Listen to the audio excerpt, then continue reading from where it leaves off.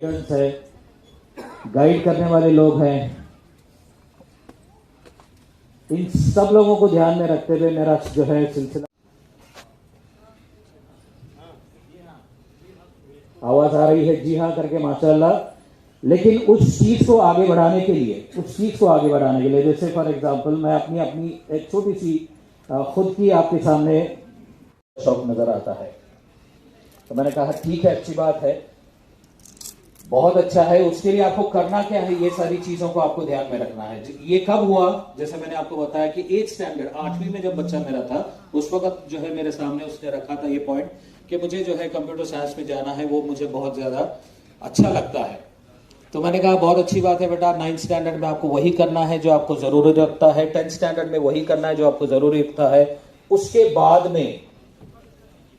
बाद में जो है 11th स्टैंडर्ड, जब यहाँ पे आए हैं हम लोग 10th स्टैंडर्ड के बाद में की बात करने की शुरू कर रहे हैं, तो 11th स्टैंडर्ड में 11वीं में आपको करना क्या है, उसको भी आपको ध्यान देना है। कंप्यूटर साइंस किस तरह से कैसे आगे ले जाना है, इस चीज को आपको ध्यान में रखना है। तो जब फॉर्म खुले, जिसको बोलते हैं सेंट्रलाइज्ड फॉर्म, आज अभी मेरे ख्याल से मेरे बाद में जो है 11वीं में एडमिशन, आपको क्या लेना है, कौन से सब्जेक्ट लेना है, तो वहां पे मेरे बच्चे ने कहा था मुझे कंप्यूटर साइंस लेना है। तो उस कंप्यूटर साइंस को ही उन्होंने टिक किया और 4 कॉलेज चीजें लौटा देती है अपने बच्चों के लिए, हाँ कह देती है हर चीजों के लिए, लेकिन बात जो है कुछ हद तक स्ट्रिक्ट रहता है और कोशिश करता है बताने की कि भाई ये जिंदगी नहीं है, मार्केट में ये नहीं है, मार्केट में वो नहीं है। क्योंकि आज का जो दौर है, आज की जो जनरेशन है, वो पढ़ी लिखी है और उनको पता है कि क्या करना है, कैसे करना है।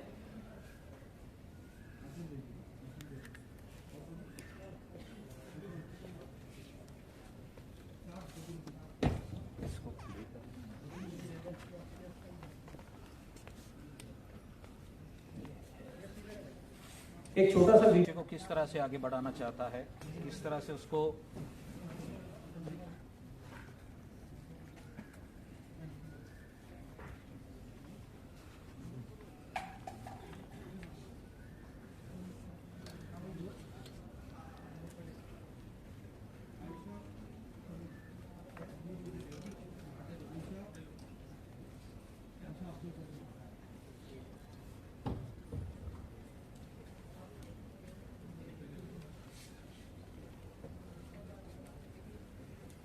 करवाने की इजाजत चाहता हूँ। उस वक्त वहां पर ऑक्सीजन लगेगा जिससे आपको सुनाई देगा कि क्या है।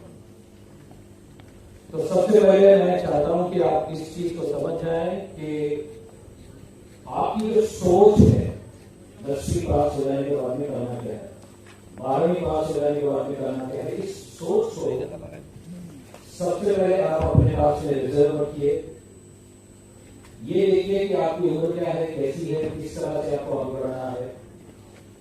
ये सारी चीजें बोलने का मकसद मेरा ऐसा है कि यहाँ पे वो मरहला आता है जहाँ पे इंसान दिमागी तौर पर सही नहीं रहता, थोड़ा सा भटक जाता है। लेकिन इस चीज को सही डालने के लिए, सही चीज पर लाने के लिए सबसे बड़ा रोल जो होता है वो माँ बाप का होता है। आप सोच रहे हैं किस तरह आपके स्कूल के प्रिंसिपल हैं तो माँ बाप को इतना ज्यादा क्यों इन्वॉल्व कर रहे हैं, ये कोशिश करते हैं।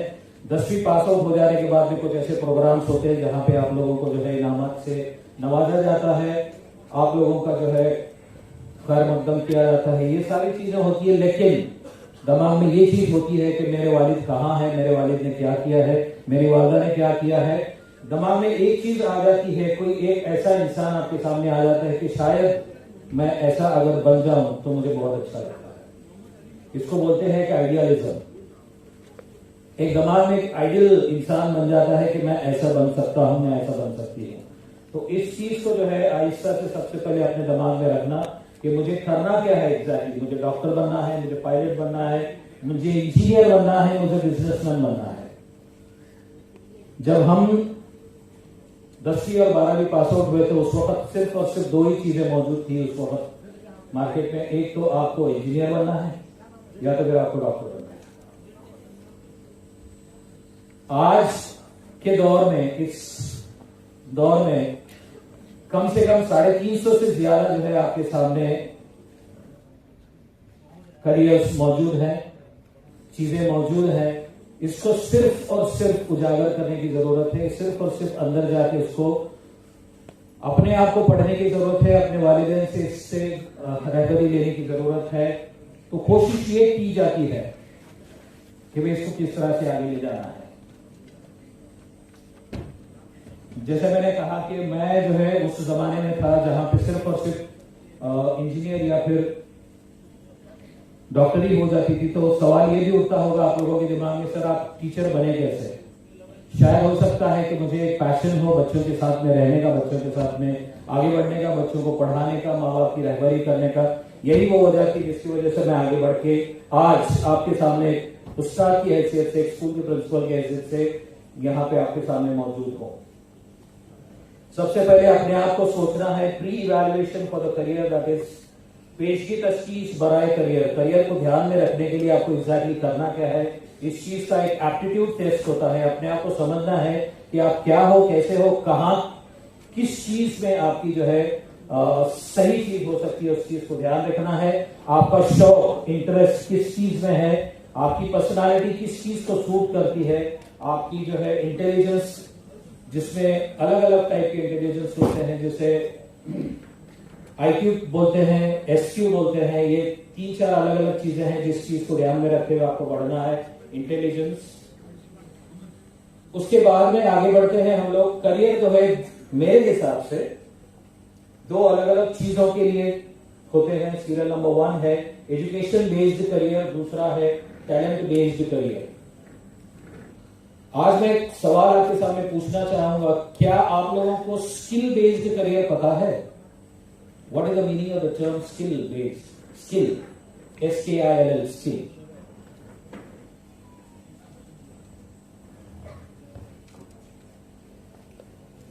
सवाल आप पे रखा गया है। मैं चाहता हूं कि आप लोग मेरे साथ रहें ताकि जो मैं बताने जा रहा हूं, जो मैं बता रहा हूं, आप लोगों को कुछ समझ में आ जाए, क्योंकि ये प्रोग्राम 3 अलग अलग चीजों में बांटा गया है।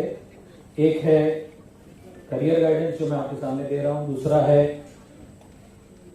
प्राइज डिस्ट्रीब्यूशन जहां पे 10वीं और 12वीं के बच्चे बच्चियां जो है तलबा और तालिबात अच्छे नंबर से पास आउट हुए हैं, और तीसरा जो उम्मत फाउंडेशन से रिलेटेड है।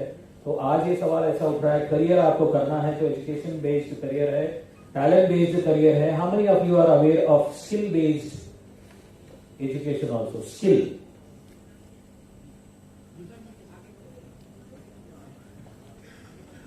माइक आ रहा है, शायद किसी ने हाथ उठाई है।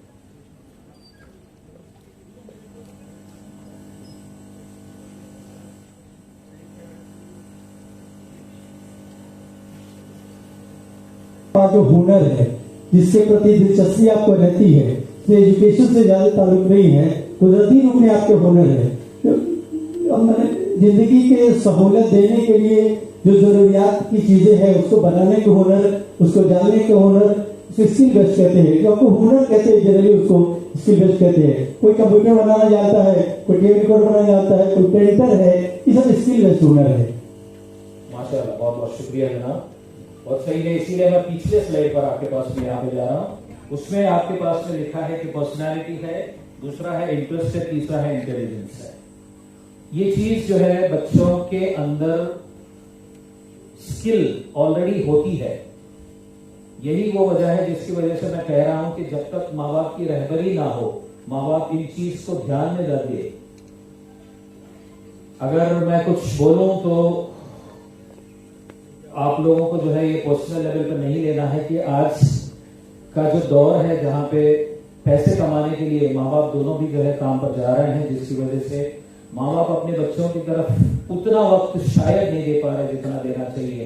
तो मैं ये चाहता हूं कि आज का जो दौर है यहाँ पे अपने माँ बाप को जरूरत है कि अपने बच्चों की जो है देखभाल करे, उन लोगों का जो इंटरेस्ट है, उनकी जो स्किल है, जो अंदर उनका जो हुनर है, उसको पहचाने, उसको लेके आगे बढ़े।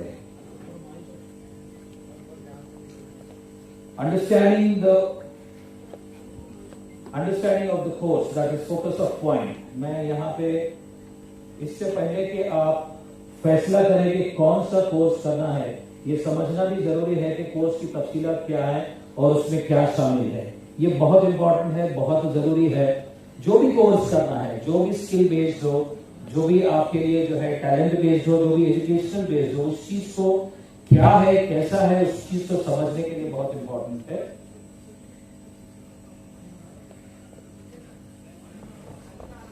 आपके सामने यहाँ पे जो है मैंने 5 चीजें अलग अलग रखी है। सीरियल नंबर 1 है डिप्लोमा कोर्सेस है, जो 10th और 12th के बाद में चीजें बनती है। तीसरा है ITI, ये बहुत कॉमन चीज है, हमारे जमाने में भी हुआ करती थी, आज भी है। इस चीज को मैं पूछना चाहूंगा आज के तलवार तालिबात को, ये ITI क्या है समझ में आ रहा है? इसीलिए वो वर्ड मैंने इस्तेमाल किया है, skill based. ITI stands for industrial training institute. तो ऐसी एक चीज है जहां पे आपको इंडस्ट्रियल जो इंस्टीट्यूट है वो सारी चीजें आपको दिखाई देती है। उसके बाद में 10वीं के बाद में आपको या तो 11वीं 12वीं करना है या डायरेक्टली कौन सी चीज में आपको दाखिला लेना है। उसके बाद है कॉम्पिटिटिव एग्जामिनेशन, उसके बाद में है जॉब्स। आखिरी वाला जो मरहला है वो बहुत, आखिरी वाला जो प्रॉब्लम है वो बहुत ज्यादा इंपॉर्टेंट है आप लोगों के सामने। ये इसलिए मैं रख रहा हूं कि हर एक के फैमिली परेशानियां, हर एक के फैमिलीज में हर कोई सही चीज नहीं है, मतलब वो चीज नहीं है। जैसे एजुकेशन देने के लिए, तालीम देने के लिए उतना पैसा है नहीं है, कौन से कोर्स को अपनाना है, कौन से कोर्स को आगे ले जाना है, उसके लिए उतना खर्च है नहीं है। ये सारी चीजों को ध्यान में रखते हुए बच्चा जो है अपने दिमाग में सोचना शुरू कर लेता है कि ये चीज शायद मेरे वालिदैन से ना होगी, इसकी वजह से मैं अपने आप को किसी जॉब में डालता हूं, किसी ऐसी जगह पे जाता हूं जहां पे जाता हूं जो भी है, जहां पे मुझे पैसे मिले और मेरी फैमिली में आसानियां हो। इन चीज को समझना है। Again and again I am repeating the same words in front of you. इन चीजों को समझना है, इन चीज को अपने माँ बाप के सामने रखना है, माँ बाप को अपने बच्चों के सामने रखना है, तब कहीं जाके ये चीज आगे बढ़ेगी, मुझे ऐसा कुछ लगता है। डिप्लोमा कोर्सेस में जो है, इसमें आपके पास में सिविल इंजीनियरिंग है, मैकेनिकल इंजीनियरिंग है, इलेक्ट्रिकल इंजीनियरिंग है, इलेक्ट्रॉनिक्स इंजीनियरिंग है, इलेक्ट्रॉनिक्स एंड कम्युनिकेशन इंजीनियरिंग है, इलेक्ट्रॉनिक्स एंड कम्युनिकेशन इंजीनियरिंग, उसके बाद में इलेक्ट्रिकल एंड इलेक्ट्रॉनिक्स है, कंप्यूटर इंजीनियरिंग है, ऑटोमोबाइल इंजीनियरिंग है, शिप बिल्डिंग इंजीनियरिंग है, fabrication technology and erection engineering है, फूड टेक्नोलॉजी है, इलेक्ट्रॉनिक्स एंड इंस्ट्रूमेंटेशन है, गारमेंट टेक्नोलॉजी है, उसके बाद में आर्किटेक्चरल असिस्टेंटशिप है। बहुत सारी चीजें आज के दौर में मार्केट में मौजूद है, सिर्फ और सिर्फ आपको उसको समझने की जरूरत है। अपने आप को, अभी एक सवाल जो है मैं उन वालिदैन से करना चाहूंगा, कितने वालिदैन ऐसे हैं जो अपने बच्चों को आज के दिन मोबाइल दे रखा है इंटरनेट के साथ? मैं हूं, सबसे पहले मैं अपना हाथ उठाता हूं। अच्छा, किन लोगों ने नहीं दिया है? कई लोग ऐसे भी जिन लोगों ने नहीं दिए। क्या किसी एक या तो वालिदैन में से किसी एक जो है कोई बता सकता है कि आपने नहीं देने का वजह क्या है? मोबाइल नहीं देने की वजह क्या है? This has to be a interaction session.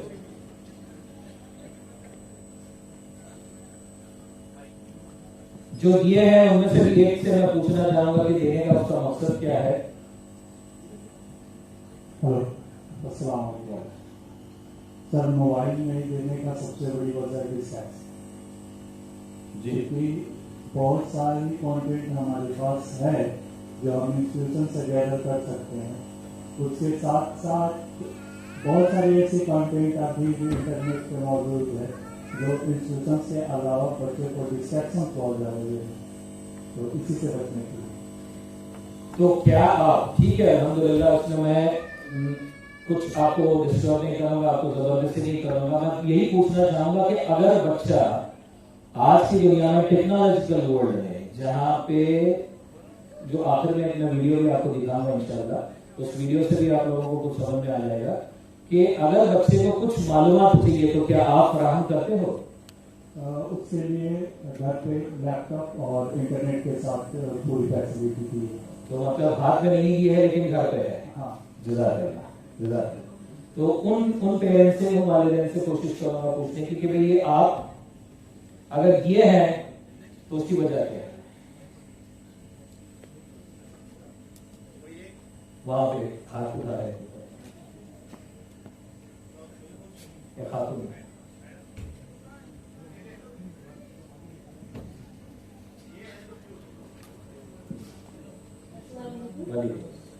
तो देने की वजह यही है सर, सारा ये कंटेंट उनका मोबाइल पर ही आता है। उनके नोट्स जब से लॉकडाउन को लगा है तब से सारा कुछ ऑनलाइन ही चल रहा है, इसे देना तो पड़ता ही है। देना तो पड़ता ही है। और मेरा बच्चा बीटेक फर्स्ट ईयर में है। हाँ, तो उसको सारा नोट्स फिर यूट्यूब पे बहुत सारे ये आते हैं वीडियोस एंड ऑल, तो उससे वो पढ़ाई करता है। और बच्चे अब 10th में गई है, उसको नहीं दिया है अभी तक, पर जो भी लगता है मेरा तो बच्चे देखिए मेरा मोबाइल यूज कर। माशाअल्लाह। मैं किसी को यहाँ पे क्यों दिया है ये नहीं बोलूंगा और क्यों नहीं दिया ये नहीं बोलूंगा, बस इसके फायदे और नुकसान आपको खुद को समझने हैं। मैं एज ए प्रिंसिपल एक अपनी स्कूल में दोनों के फवायद भी बताता हूँ, दोनों के जो है नुकसान भी बताता हूँ। आपके सामने फवायद रखूंगा, जैसे अभी इन्होंने वालदा ने जो है बताया, बच्ची की वालदा ने, कि भाई मेरे पास में है क्योंकि कॉलेज से आ रहे हैं और लॉकडाउन के बाद में, कोरोना के बाद में ये सारी चीजें जरूरी पड़ गई है, इसकी वजह से देना है। और वो साहब ने कहा कि मुझे नहीं देना है लेकिन लैपटॉप फराहम कर रखा है। तो इन चीजों की जो मालूमात है अगर आप लोगों के पास है तो वेल एंड गुड, नहीं है तो आप लोगों को किसी भी सूरत में या तो लैपटॉप या तो मोबाइल या तो इंटरनेट कनेक्टिविटी रहता हुआ जो कुछ भी आला आपके पास में मौजूद है उस चीज को इस्तेमाल करके आपको आगे बढ़ना है। वजह इसकी ये है कि ये सारी चीजें आज मार्केट में मौजूद है, इस चीज को अपने हमको जो है लेना है और बच्चों को जो सही है उस चीज को आगे ले जाना है। आफ्टर द 10th, जैसे मैंने आपको बताया, ITI that is industrial technical institute, उसमें इंजीनियरिंग ट्रेड्स है, नॉन इंजीनियरिंग ट्रेड्स है, उसमें कारपेंटर है, कंप्यूटर ऑपरेटर है, प्रोग्रामिंग असिस्टेंट है, ड्राफ्ट्समैन है, उसमें सिविल आता है, उसमें इलेक्ट्रिशियन है, इलेक्ट्रॉनिक्स मैकेनिक, फिटर है, फाउंड्री मैन है, मैकेनिकल, डीजल, प्लम्बर, वायरमैन, ये सारी चीजें जो है स्किल बेस्ड पर मैं आप लोगों के सामने रखना चाह रहा हूं। स्किल बेस्ड है, बच्चे के पास में कुछ न कुछ स्किल्स मौजूद होता है, इस चीज को आगे बढ़ाने के लिए ये सारी चीजें होती है। उसके बाद में नॉन इंजीनियरिंग ट्रेड्स है जिसमें बेकर्स है, कन्फेक्शनर्स है, कटिंग एंड टेलरिंग है, एम्ब्रॉयडरी है, नीडल वर्क है, food craft, general vegetarian, hair and skin, ये सारी चीजें आप लोगों के लिए मौजूद है। इसको again and again I am repeating the same words कि किस तरह से आगे ले जाना है, ये पेरेंट्स के सामने जरूरी है। वोकेशनल स्ट्रीम्स हैं जिसमें अकाउंटेंसी एंड ऑडिटिंग है, बेकरी एंड कन्फेक्शनरी है, उसके बाद में मरीडा MREEDA that is maintenance and repairs of electrical and electronic domestic appliances, ये भी मौजूद है। ट्रैवल एंड टूरिज्म है, बैंकिंग एंड इंश्योरेंस है, फैशन डिजाइनिंग एंड मेकिंग है, उसके बाद में है ऑफिस सेक्रेटरीशिप एंड स्टेनोग्राफी है, ऑटो इंजीनियरिंग टेक्नोलॉजी है, बहुत सारी चीजें मौजूद है। जैसे मैंने आपको बताया कि कम से कम 350 से ज्यादा जो है ये चीजें मौजूद है, फराहम की जाती है। इन चीजों को समझना है, आगे बढ़ाना है। Certificate paramedical courses after 10th, paramedical courses, medical courses तो हम समझ गए, पैरामेडिकल कोर्सेस कोई तलबा व तालिबात है जिसको ये सारी चीजें समझ रही है, कोई बताना चाहेगा? पैरामेडिकल्स, उसमें पैरामिलिट्रीज भी होते हैं, हम पूछना चाह रहे हैं यहां पे पैरामेडिकल्स।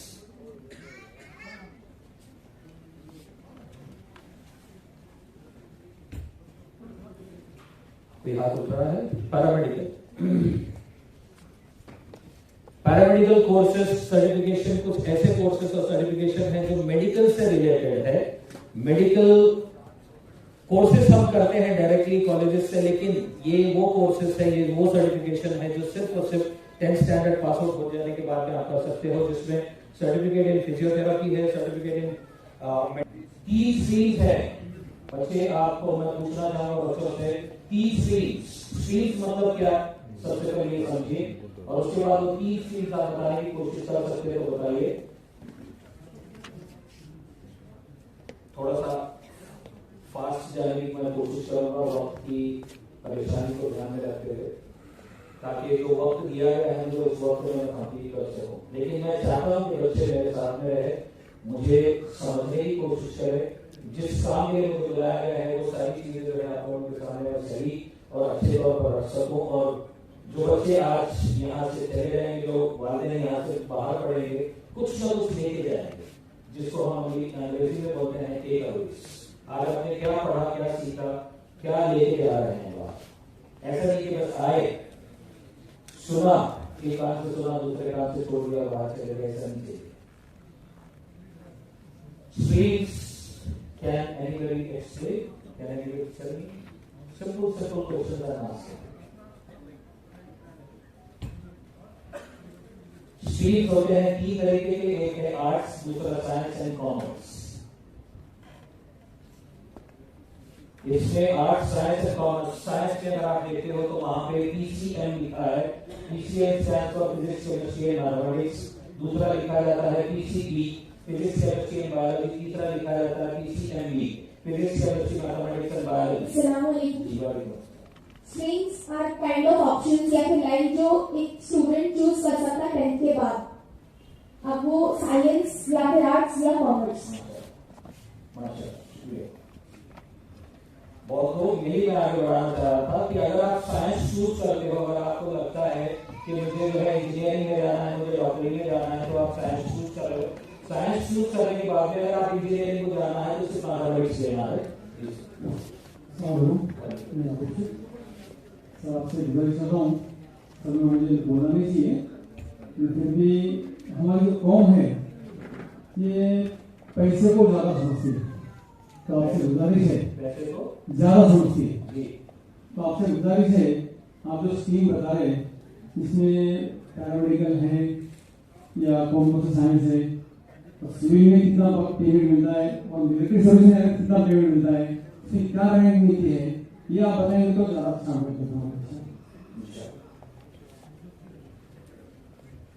इंशाल्लाह कोशिश करूंगा सर। पैसों को ज्यादा अहमियत देती है, सही बताया आपने, माशाल्लाह, शुक्रिया बहुत ज्यादा। मैं उर्दू मीडियम से जो है पढ़ा हूँ, शुरुआत मेरी जो है उर्दू मीडियम से भी, 10वीं तक मैं उर्दू मीडियम से पढ़ा। एजुकेशन मेरा उर्दू मीडियम से होने के बाद में मैं इंग्लिश मीडियम में आया। जब मेरा ग्रेजुएशन वहां था तब तक मेरा उर्दू एक सब्जेक्ट था। उस वक्त तक, माफी चाहता हूँ अगर मैं कुछ आपके इसमें अलग सा बोलने लग जाऊँ तो, उस वक्त तक जो है मुझे पता नहीं था कि पैसा क्या होता है। आज सर से मुझे बाद में समझ गया कि आज का दौर, सर ने सही बताया है, आज का दौर ऐसा है जहाँ पे पैसों की अहमियत है, जरूरत है। लेकिन मैं चाहता हूं कि सबसे पहले बच्चा ये है paper in other language. Mehboob sir अगर आप जाके भी हो उसको समझने की कोशिश करें, this is a document. Till the time you don't produce the document in front of anybody, you will not be getting any kind of jobs in the market. Documentation करने के लिए आपको जो है पढ़ाई करना है, पढ़ाई करने के लिए ऑटोमेटिकली पैसा आपके पीछे भागता है। उसके लिए जो है 11th 12th के बाद में आपको क्या क्या कौन सी चीजें सारी करनी है, ये आपको खुद को समझना है। यहाँ पे मैं खड़ा हूँ, आप लोगों के लिए बताने की कोशिश अपनी तरफ से करना कर रहा हूँ। उसके बाद में आपके सामने है टॉप करियर ऑप्शंस जो आर्ट्स में दिए जा रहे हैं। उसके अंदर जो है आपको अलग अलग यहाँ पे कोर्सेस दिए जा रहे हैं, अलग अलग कोर्सेस आपके सामने मौजूद है, मार्केट में मौजूद है। इस चीज को आप समझिए, कौन सी चीज आपके लिए जरूरी है। देखिए इसके अंदर अगर आप देखते हो आफ्टर 12 आर्ट्स, अगर आप देखते हो तो उसमें है बीएड कोर्स। ये सारी चीजें जो है एजुकेशन बेस्ड जा रही है। जैसे मैंने आपको 2 चीजें बताई, एजुकेशन बेस्ड और टैलेंट बेस्ड। उसमें जो है एजुकेशन बेस्ड जा रही है। आपके सामने ये इंसान खड़ा है, वो है एजुकेशन बेस्ड इंसान जो एजुकेशन को तरजीह देता है। और आज आपके सामने खड़ा है कॉन्फिडेंटली, ये वो सारी चीजें आपके सामने बताना चाह रहा है कि आज मौजूद मार्केट में क्या है।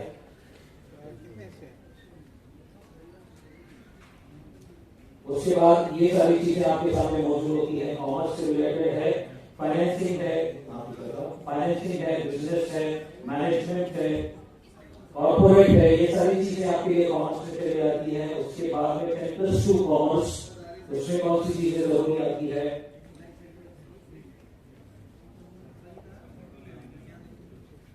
Some popular emerging career options in the commerce. Banking सब लोगों को पता है, उसके लिए करना क्या है? कॉमर्स स्ट्रीम लेके 11th 12th करके कॉमर्स स्ट्रीम करने के बाद में बैंकिंग के लिए आप जा सकते हैं, ग्रेजुएशन कर सकते हैं। ग्रेजुएशन के साथ साथ जो है आपको सीए कर सकते हैं। कुछ ये सीए मतलब चार्टर्ड अकाउंटेंट वाला जो पार्ट ऐसा होता है जहां पे उसकी सिग्नेचर के बहुत सारी चीजें आगे नहीं बढ़ती है। जो इंसान आज के दिन में पैसा कमा रहा है, आज गवर्नमेंट को आपको पैसा देना होता है, वो कहते हैं टैक्स से सूरत में टैक्स करवाने के लिए हमारे बच्चे, हमारी कौम के बच्चे मौजूद है नहीं है, ये भी हमको देखना है। अगर है तो वेल एंड गुड, नहीं है तो हमको दूसरों के सामने जाना होगा। तो ये चीजें भी हमारे कौम के बच्चे आगे बढ़ के कर सकते हैं। सिर्फ और सिर्फ जज्बा चाहिए, सिर्फ और सिर्फ रहबरी चाहिए, सिर्फ और सिर्फ माँ बाप का साथ चाहिए। ये वीडियो है जो है बाद में मैं कोशिश करूंगा नीचे वहां पे डालने के बाद आप लोगों के सामने। एक उम्दा खिलाड़ी है आज के दिन में, मुंबई इंडियंस से खेलता है, सूर्य कुमार यादव, जो अपने बाप के रिटायरमेंट के टाइम पर, अपने वालिद के रिटायरमेंट के टाइम पर उसने कुछ बोला है, वो सारी चीजें आपके सामने। मैं ये सारी चीजें इसलिए रखना चाह रहा हूँ, ये वीडियो जो माँ बाप के सिलसिले में, कि बच्चे आजकल माँ बाप के साथ में होने चाहिए और माँ बाप भी बच्चों के साथ में होने चाहिए। करियर ऑप्शन थे साइंस, बहुत सारे अपॉर्चुनिटीज है जो PCM physics chemistry and mathematics से रिलेटेड है।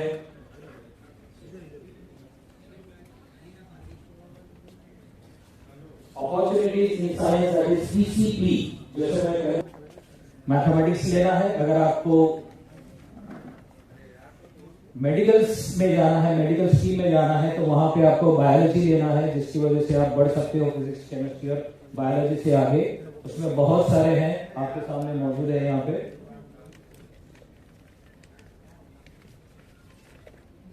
10+2 ये ऑक्सिलियरी नर्स मिडवाइफरी है and general nursing and midwifery है। इसमें एजुकेशनल क्वालिफिकेशन आपकी जाती है 10+2, मतलब 12वीं पास हो जाने के बाद में ये सारी चीजें आप कर सकते हो। ये पैरामेडिकल चीजों में आ जाती है, कोर्सेस में आ जाती है, सर्टिफिकेशन में आ जाती है। बहुत सारे बच्चे, उनके पास में स्किल्स भी मौजूद है, टैलेंट भी मौजूद है, एजुकेशन भी मौजूद है। बच्चा ये सोचता है कि आज के दिन में जो फैड हुआ है, ट्रेंड हुआ है, वो है जेई और नीट। उसको कंप्लीट करने के लिए, उसको कॉम्पीट करने के लिए कॉम्पिटिटिव एग्जामिनेशन आपके सामने मौजूद है, वो आप कर सकते हो। वो करने के बाद में जो सारी चीजें आ जाती है वो आपके सामने इससे पहले हमने बता रखे हैं। अलग अलग इंस्टीट्यूशंस हैं, अलग अलग इंस्टीट्यूट्स हैं आप लोगों के लिए सामने। जेई एडवांस भी आप कर सकते हो। सिर्फ जेई करके एक फायदा नहीं है, जहां पे अगर आप एडवांस करते हो तो उसके आगे भी आपको बहुत सारे चांसेस नजर आते हैं। itd.ac.in ये जो लिंक दी जाती है, लिंक पे जाके आप जो है इसको अप्लाई में, कुछ लीगल एडवाइजर्स भी हैं, उन्होंने क्या किया है, किस तरह से किया है, वो जो है लॉ आता है आपके सामने, national level common law admission test, ये भी आती है आपको लोगों के सामने। इसको भी आप आगे लेके बढ़ सकते हो, जिसमें आप लॉ करने के बाद में वकील बन के आप एडवाइजरी बोर्ड में जा सकते हैं। Program support by the NEET source, NEET stand for NEET, जहां पे आप बायोलॉजी लेके आप पास आउट करके आगे बढ़ने की कोशिश करते हैं। MBBS है, BDS है, BAMS है, BHMS है, BOMS है, BPT है, BOT है, BSc नर्सिंग है, बहुत सारे हैं। उसके बाद में NDA डिफेंस फोर्सेस है। इस वक्त जो है मैं आपके सामने एक हमारे दोस्त हैं, हमारे रहबर हैं, जो NDA कोर्सेज को लेके आगे बढ़ा रहे हैं, अपने बच्चों को जो है तालीम दे रहे हैं, उन लोगों को कोर्सेज करवा रहे हैं। अनीस कुटी साहब का शायद नाम आपने सुना होगा। तो ये भी एक बहुत बड़े रहबर हैं, बच्चों को तालीम देते हैं, NDA कोर्सेज आगे बढ़ाते हैं। तो इन चीज को अगर ज्यादा मालूमात हमको लेना है तो अनीस कुटी सर से मुलाकात कर सकते हैं। और उम्मीद फाउंडेशन से मैं रिक्वेस्ट करूंगा कि कोई जो बच्चा अगर NDA से जाना चाहता है, NDA की मदद देना चाहता है, तो अनीस कुटी सर से अगर आपसे मुलाकात हो तो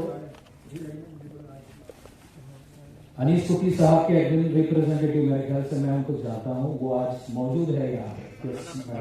फरहाना मैडम यहाँ पे मौजूद है। अगर किसी को कुछ इंफॉर्मेशन चाहिए करेंगे तो मैं चाहता हूं कि आप उन मैडम से, फरहाना मैडम से मुलाकात करें।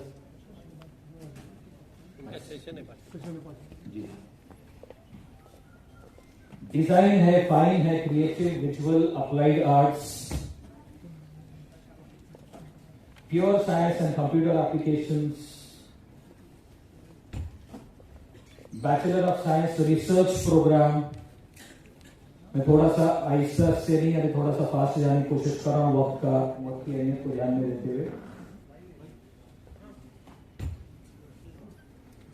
मास कम्युनिकेशन है, जिसको हम जर्नलिज्म कहते हैं। मास कम्युनिकेशन आपके सामने है, वो भी आप चूज कर सकते हो। Again it goes into the form of talent as well as the skill which the child has to have. Hotel management है, स्पोर्ट्स एंड स्पोर्ट्स मैनेजमेंट है। मैंने सुना यहाँ पे जो बच्चे स्पोर्ट्स में आगे बढ़ना चाहते हैं, स्पोर्ट्स को आगे ले जाना चाहते हैं, स्पोर्ट्स में अपना करियर बनाना चाहते हैं, तो उनके लिए भी यहाँ पे मैनेजमेंट है। वो भी इस चीज को आगे बढ़ाना चाहते हैं तो बढ़ सकते हैं। उम्मत फाउंडेशन वो उन बच्चों को यहाँ पे उनकी मदद भी करना चाह रही है। बिजनेस मैनेजमेंट है, कारोबार का इंतजाम। उसके बाद में टीचर एजुकेशन प्रोग्राम है, जिसमें बीएड, बैचलर ऑफ एजुकेशन है, बीएड का कोर्स दिया गया है यहाँ पे। उसमें जो है बीएससी बीएड है, और उसके बाद में एमएड है, मास्टर इन एजुकेशन, जहां पे ये पास आउट हो जाने के बाद में एक टीचर बनता है इंसान, एक बच्चा। एग्रीकल्चर साइंस है, space technology and aero science है। Career options in banking, commerce कर जाने के बाद में जब इंसान बैंकिंग की सोचता है तो उसके अंदर करियर ऑप्शंस क्या क्या है। आईबीपीएस है, पीओ क्लर्क है, एसबीआई पीओ क्लर्क है, आरबीआई ग्रेड बी है, नाबार्ड ग्रेड है, A and B, both the things are here. Chartered accountant, जैसे मैंने आपको बताया कि सीए का फुल फॉर्म है आपके सामने, चार्टर्ड अकाउंटेंट। कंपनी सेक्रेटरी, ये बहुत रेयर केस देखी गई है, चाहे कोई भी बच्चा, बहुत रेयर केस देखी गई है ये कंपनी सेक्रेटरी के लिए हमारे बच्चे वहां पे जाते हैं। लेकिन जिसके पास में टैलेंट है, अगेन आई रिपीट, जिसके पास टैलेंट है, कंपनी सेक्रेटरी के लिए भी वो अपने आप को अलाउ कर सकता है। ये वो जगह है, ये वो पोस्ट है जहां पे सिर्फ और सिर्फ सिग्नेचर की जरूरत है। बिना सिग्नेचर के डॉक्यूमेंट्स आगे नहीं बढ़ते हैं। It is for huge money है, बहुत सारा पैसा इसमें है। तो ये आप सोच सकते हो, इसके अंदर आप जा सकते हो। चार्टर्ड अकाउंटेंट और कंपनी सेक्रेटरी, ये एक ऐसी पोस्ट है जहां पे बहुत पैसा है। It's not what you achieve, it's what you overcome. That's what defines your career. ये वो नहीं जो आप हासिल करते हैं, ये वही है जिस पर आप काबू पाते हैं। यही आपके करियर की वजाहत करता है। तो यहाँ पे मैं अपने आप को रोकवाना चाहता हूँ, अपने आप को शुक्रिया अदा करना चाहता हूँ उम्मत सोसाइटी का, उम्मत फाउंडेशन का। आपने मुझे यहाँ पे बुलाया इस काबिल समझा कि बच्चों के सामने, बच्चों के माँ बाप के सामने उसकी मालूमात दो जो आज के लिए बताया गया। जैसे जिसको बताया जा रहा है कि करियर एग्जैक्टली 10th और 12th के बाद में बच्चा करियर क्या करना है, किस तरह से करना है, कैसे करना है। तो ये 2-3 वीडियोस है, अगर आप लोगों की इजाजत हो तो ज्यादा से ज्यादा 2 या 3 minute. It should be an interactive session, जहाँ पे सिर्फ ये नहीं देखना है कि हम ही बात करेंगे, आप भी बात करेंगे। तो ये जरूरी बनता है कि इस वक्त में आप लोग भी सवाल पूछें, जहाँ पे हम कोशिश करेंगे आपको जवाब देने की, या फिर हम जो सवाल करेंगे आप भी उसको बता कोशिश करें। माइक किसके पास? नजीर भाई माइक, नजीर भाई।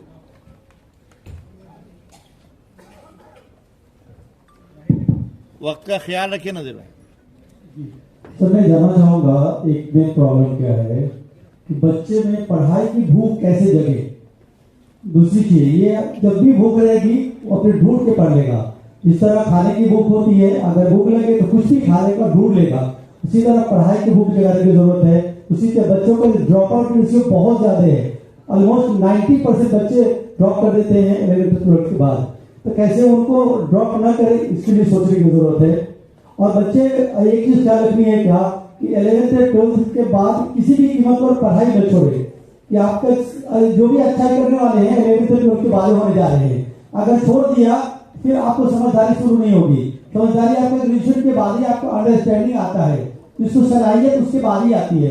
अगर नहीं कंटिन्यू किया तो सलाहियत आने वाली नहीं है। Thank you. सवाल बहुत ही बढ़िया है, सवाल बहुत ही अच्छा लगा मुझे। आपका जो सेंटेंस है कि भूख किस तरह से बढ़ाई जाए, मैं चाहता हूं कि इसका आंसर भी जो है उस बच्चे या वो वालिदैन देने की कोशिश करे। मैं तो हूं यहाँ पे जवाब देने के लिए, उसमें कोई तकलीफ नहीं है, क्योंकि आज का जो दौर है, आज का जो इंसान है, आज की जो कौम है, ये जो जनरेशन है, let me use the word generation, ये एजुकेटेड जनरेशन है।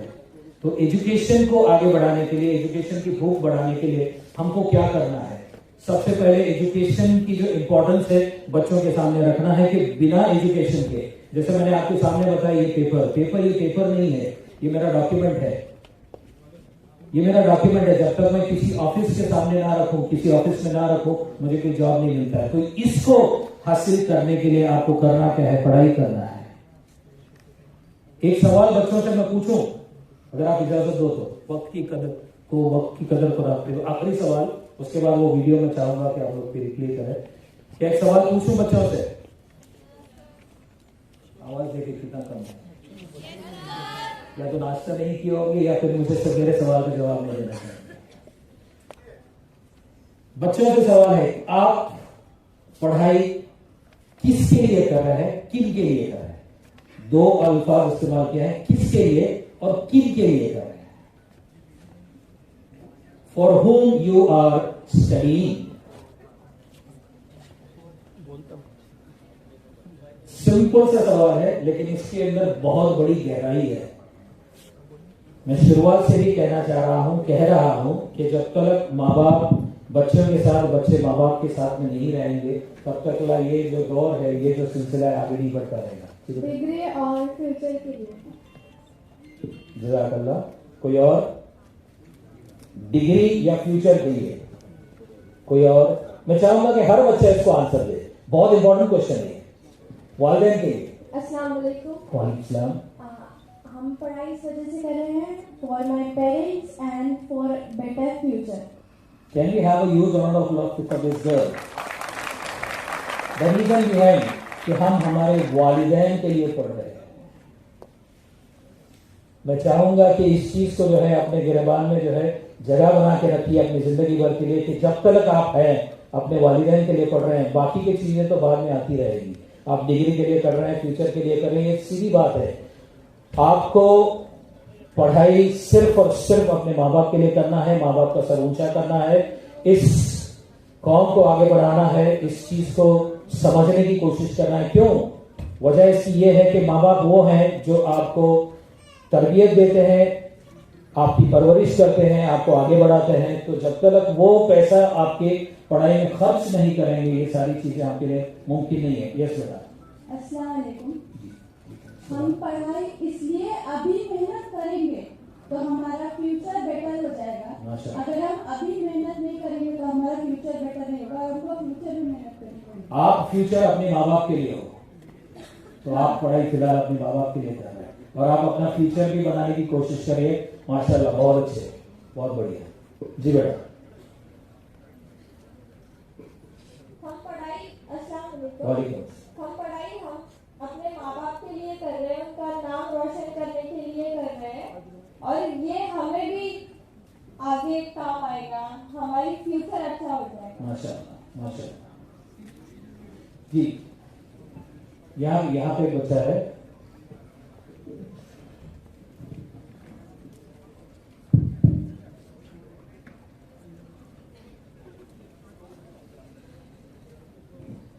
Assalamu alaikum. So we are studying for ourselves and our future, and as well as like how much we study, we can help our community and our generation. We can, as much as we study, we can help this world, and by helping them, we are also helping ourselves and our futures. So that is the main reason, like most of us are studying. There are two sentences you have used in the beginning of your speech. I am studying for myself and my future. Add one more sentence in that. I am studying for my parents. Yes. I will be requesting you to add this particular sentence the first time. I am studying for my parents. then myself, and then for my community, my work, my future, and everything. Whatever you want to use, I don't mind. You can use n number of sentences. But the first and the basic part you have to use. I am studying for my parents. So यहाँ मैं अपने आप को रोकना चाहूंगा और बहुत बहुत शुक्रिया आप लोगों ने बुलाया मुझे. Say my heartfelt congratulations to all the students who had really made their parents proud and the institution proud. With their hard work, with their dedication and their determination. ये बच्चों आप लोग की मेहनत का नतीजा है जो माशाल्लाह से आज इतने अच्छे तरीके से ये प्रोग्राम भी रखा गया है. ताकि अच्छा है वो आप लोगों ने कंप्लीट किया है with good marks, with great achievements. आपकी जिंदगी का दूसरा जो फेस है वो है admission in good colleges. You have to be very selective and very particular in choosing good college जहाँ पे आपको एजुकेशन अच्छी मिले, जहाँ पे आपको माहौल अच्छा मिले, जहाँ पे आपको एनवायरमेंट अच्छा मिले. बहुत जरूरी है कि आप अपने इंटरेस्ट और अपनी एलिजिबिलिटी, अपनी काबिलियत के हिसाब से, अपनी एबिलिटी के हिसाब से भी अच्छे कोर्सेज देके स्ट्रीम्स जो है वो अच्छी चूज करें. और जरूरी है कि उसके लिए आपको करियर गाइडेंस जैसे जो प्रोग्राम है जो उमर फाउंडेशन ने ऑर्गेनाइज किया है, ये बहुत ही अच्छे तरीके से आपको फायदेमंद रहेगा. आपके पेरेंट्स की ब्लेसिंग्स, आपके पेरेंट्स का सपोर्ट ये आपको हमेशा अपने साथ रखना चाहिए अपने सक्सेस की जर्नी में. Once again, I congratulate all the students उनकी मेहनत के लिए, उनकी लगन के लिए और खास करके प्राउड पेरेंट्स जिन्होंने अपने बच्चों की इस जर्नी में एक मेजर रोल निभाया है. मैं उम्मीद करती हूँ कि आगे भी आप सब जो अपने पेरेंट्स, अपने बच्चों के लिए इसी तरह से सपोर्ट करेंगे और उनके इंटरेस्ट के हिसाब से, उनकी लगन के हिसाब से उनको कॉलेजेस में एडमिशन और उनके आगे फ्यूचर पर्सपेक्टिव के हिसाब से उनको जो भी कोशिश कर रहे हैं उसके लिए उनको सपोर्ट करेंगे. यहाँ पे पिंपरी चिंचवड में there are many good colleges.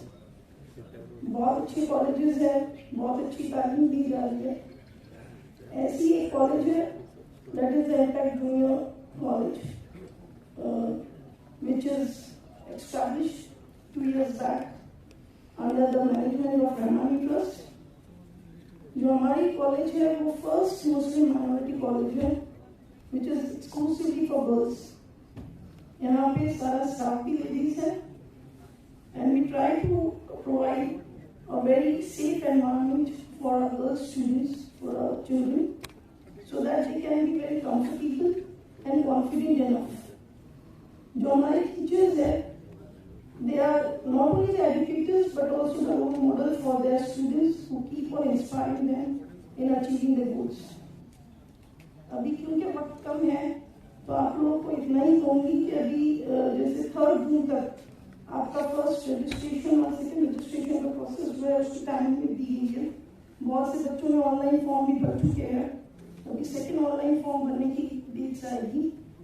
इनके सपोज आप लोग को कोई भी क्यूरी चाहिए तो जो पैम्पलेट्स हम डिस्ट्रीब्यूट करेंगे अभी उसके कॉन्टैक्ट नंबर है हमारा, तो you can contact on that.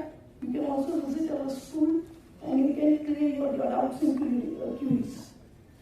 एक बार वापस आप सबको तहे दिल से बहुत बहुत मुबारकबाद और उम्मीद करती हूँ इंशाअल्लाह ताला आप लोग इसी तरह से कामयाबी का मुकाम हासिल करते जाएंगे. सिविल सर्विसेज में कॉम्पिटिटिव एग्जाम्स में अपना बेस्ट देंगे ताकि ना सिर्फ अपने पेरेंट्स का नाम, अपनी फैमिली का नाम या अपने इंस्टीट्यूशन का या अपने मुआशरे का नाम रोशन करे, बल्कि सबसे ज्यादा जरूरी हमारा नेशन उसको आगे बढ़ाना. ये मुल्क से मोहब्बत ये हम सबका अहम फर्ज है और इसके लिए सबसे ज्यादा जरूरी है कि हम पढ़ लिख के आगे गवर्नमेंट कोर्सेस करें, गवर्नमेंट जॉब्स में जाए और वहाँ पे इतनी कामयाबी हासिल करें कि हमारी कौम का नाम जो है वो हम मशहूर कर सकें. आमीन सुम्मा आमीन. Thank you very much. Madam अगर यहाँ पर मौजूद हैं तामिल मैडम, मैं उनसे मोहतरम गुजारिश करूँगा कि चंद मिनट के याद ना पाए. ये अनीस एकेडमी के चीफ एडमिन असिस्टेंट है. सबसे पहले उनकी गुलकोशी हो जाए. मैं सदर मोहतरम फाउंडेशन बहुत सारा ऑडियंस दिख रहे हैं और इससे पहले इश्तियाक सर का लेक्चर हुआ तो इश्तियाक सर ने आपको बहुत सारी जानकारी दी होगी अलग अलग कोर्सेज के बारे में। मेरे बारे में एक छोटा सा इंट्रोडक्शन देती हूँ। मेरा नाम फरहाना अल्मेर है। मैं अनीस डिफेंस करियर इंस्टीट्यूट एक एनडीए कोचिंग एकेडमी है पूना विश्रामवाड़ी में पिछले 35 सालों से चल रही है under the able guidance of mister Anees Kutty. वहाँ पे एज एन एकेडमिक हेड काम करती हूँ और मुझे मौका दिया गया कबीर सर की तरफ से और उम्मत फाउंडेशन की तरफ से 5 मिनट पेरेंट्स को और स्टूडेंट्स को गाइड करने के लिए। यहाँ पे मैं सिर्फ जानना चाहती हूँ कितने पेरेंट्स यहाँ पे मौजूद है। हाथ अगर आप ऊपर करके बता सकते हैं। मैक्सिमम यहाँ पेरेंट्स दिख रहे हैं।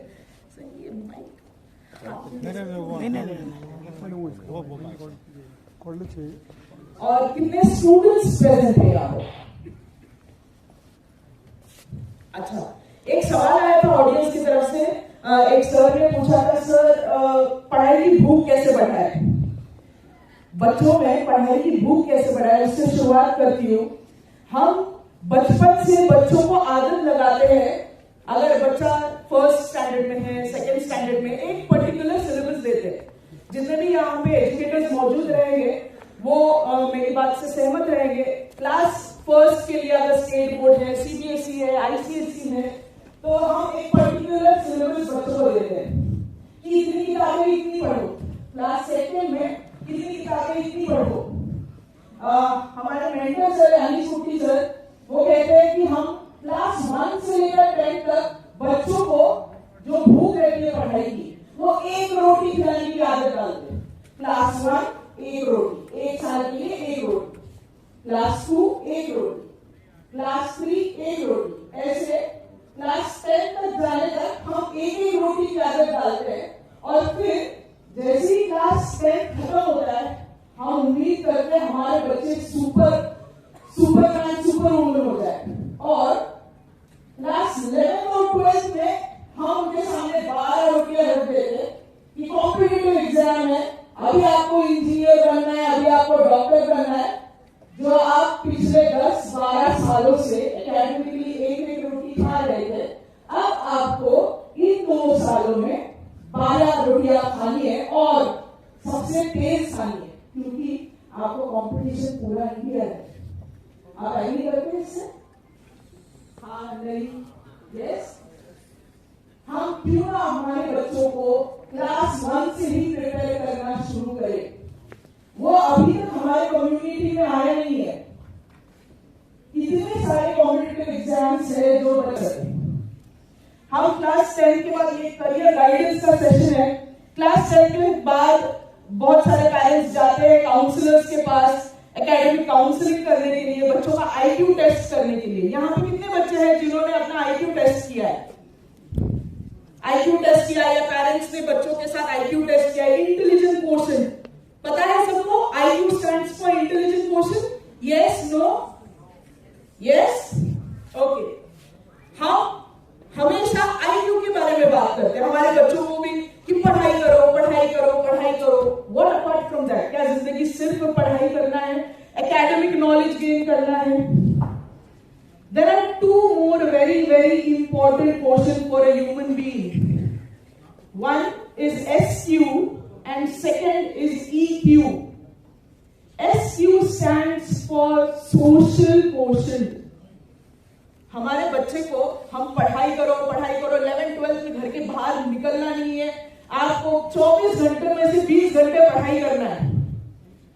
हम रिश्तेदारों से तोड़ देते, फ्रेंड सर्कल से तोड़ देते, उनको सोशलाइज करने नहीं देते, बच्चों को कम्युनिकेट करने नहीं आ रहा है। मोबाइल फोन एक उसमें का एग्जाम्पल है कि बच्चों से ज्यादा पेरेंट्स भी मोबाइल फोन में उलझे रहते। सोशल क्वोशिएंट कम होते जा रहा है। Second EQ stands for emotional quotient. बच्चे इमोशनली कनेक्टेड नहीं है पेरेंट्स से, वालिदैन से, भाई बहनों से। क्यों? क्योंकि हम इंटेलेक्चुअल क्वोशिएंट पे ज्यादा ध्यान दे रहे हैं। When a person's IQ should always be lesser than social quotient plus emotional quotient.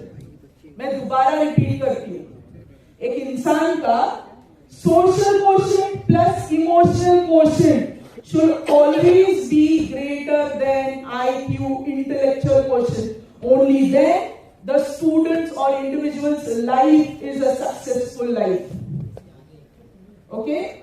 Apart from that, these are the three quotients. SQ stands for, EQ stands for, IQ stands for. The fourth and very, very important quotient which most of the parents and educators unfortunately do not teach to their students or wards. That is AQ. AQ stands for adversity quotient. हम बच्चों को बताते हैं success कैसे हासिल करना है, कैसे 95% लाना है, उसके लिए क्या करना है, सब रेस में लगे हुए।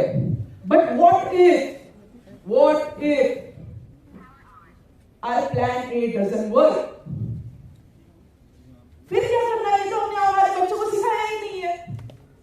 एडवर्सिटी क्वेश्चन हमने हमारे बच्चों को सिखाया ही नहीं है। फिर केसेस आते हैं डिप्रेशन के, फिर केसेस आते हैं सुसाइड्स के, फिर केसेस आते हैं एंजाइटी के। फिर माँ बाप वालिदैन सोच में लग जाते कि ऐसा क्या हमने तरबियत हमारे बच्चों को नहीं दी कि हमारे बच्चे इस राह में गए। We have not taught our kids adversity quotient, how to deal with failures.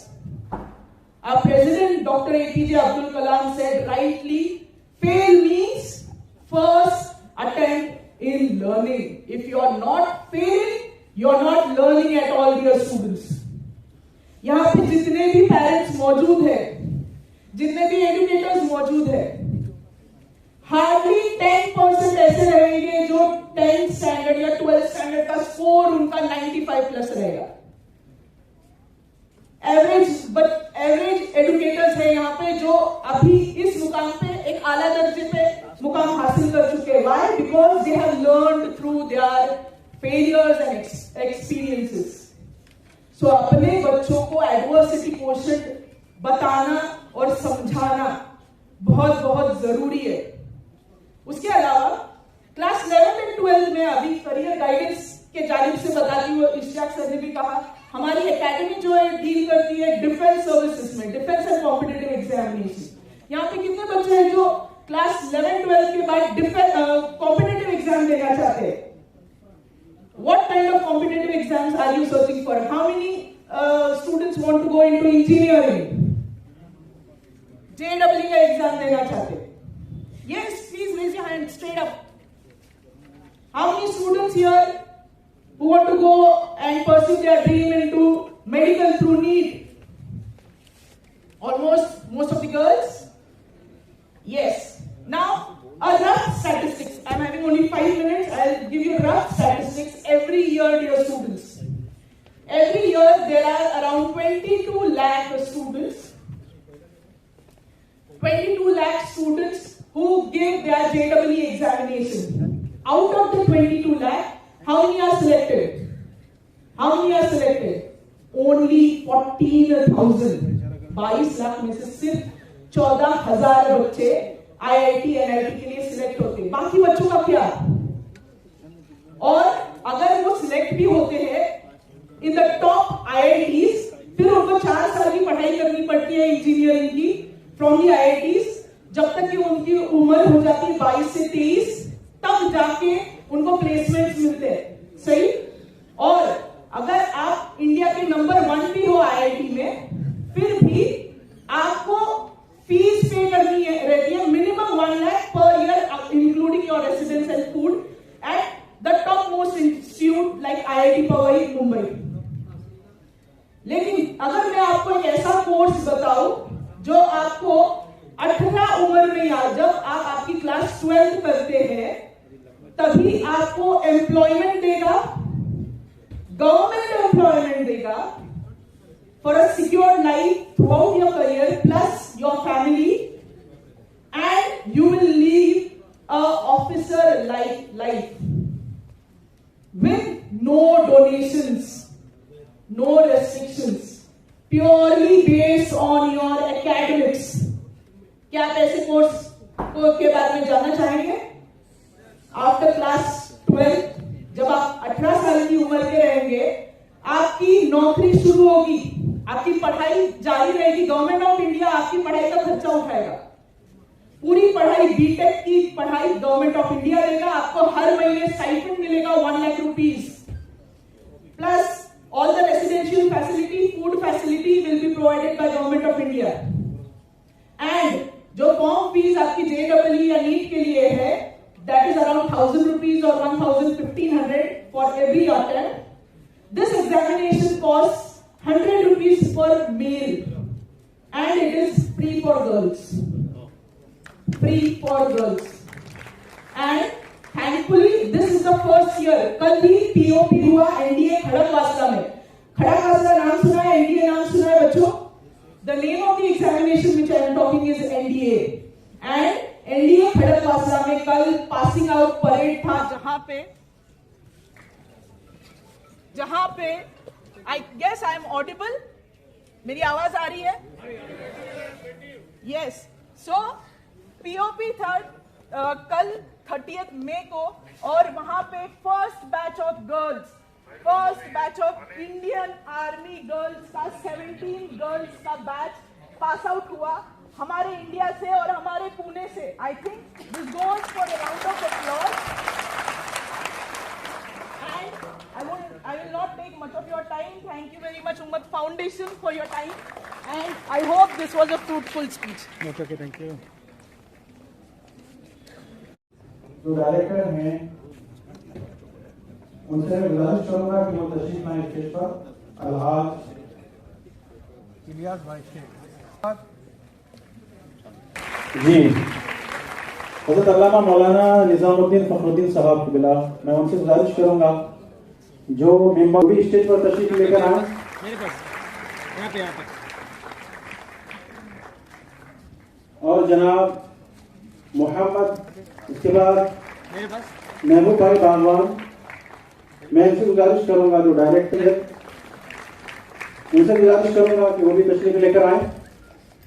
Akbar Sheikh, मैं उनसे गुजारिश करूंगा जो PCMC में इंजीनियर रह चुके हैं, जनाब कलिंदर मानो, उनसे गुजारिश करूंगा कि वो भी आ जाएं। वाजिद भाई कमाली, जो कमाली ये जो एडवर्टाइजर्स हैं, जितने भी ये प्रचार के, वाजिद भाई कमाली, मैं उनसे गुजारिश करूंगा कि वो भी तशरीफ लाएं। जनाब शौकत पठान,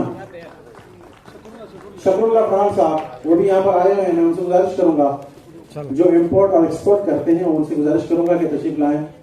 रमजान भाई पानसरे, जो PCMC के ऑफिसर रह चुके हैं, मैं उनसे गुजारिश करूंगा कि वो भी तशरीफ लेकर आए। जनाब गफूर भाई पानसरे, जो KGN फाउंडेशन के चेयरमैन हैं, मैं उनसे गुजारिश करूंगा कि वो भी तशरीफ लाए के आए। जनाब जमीर भाई तामोली, डायरेक्टर ऑफ पुलिस सोसाइटी, उनसे गुजारिश करूंगा स्टेज पर। माशाअल्लाह, बहुत बहुत शुक्रिया, आप लोग आए अपनी कीमती वक्त निकाल कर। यहाँ पे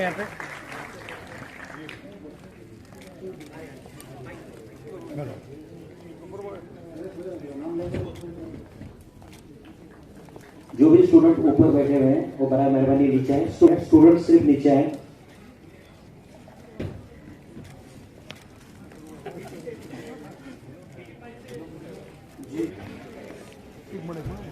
यहाँ पे मेरे पास ये परसेंटेज के हिसाब से सीटिंग अरेंजमेंट किया है।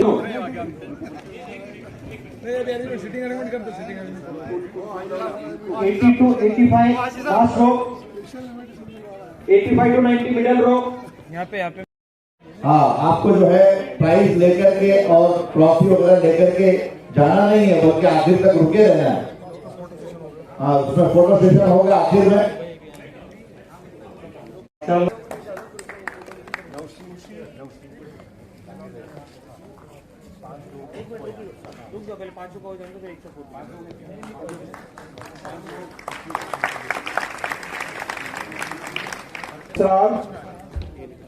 शेख आसिम समीर। यहाँ पे देखो।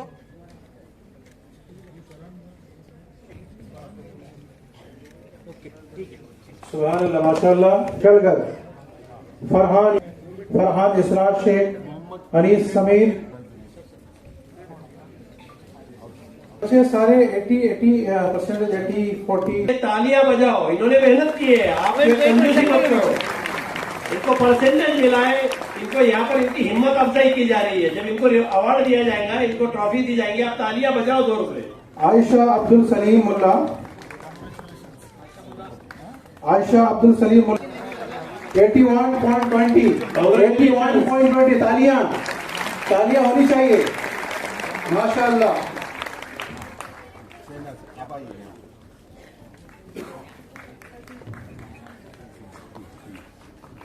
हौसला अफजाई करते रहे बच्चों के।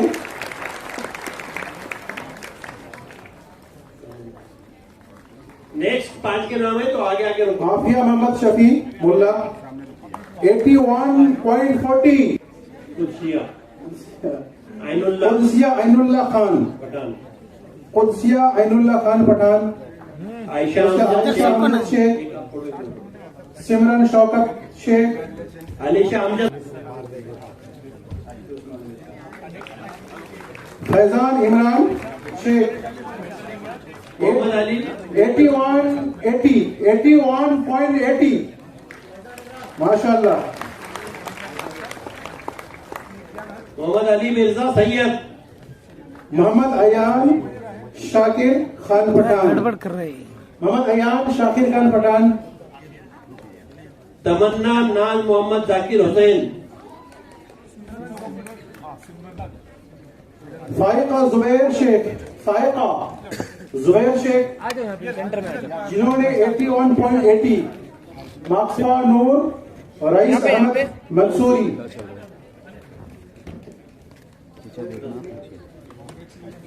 शिफा हाशिम मुजावर।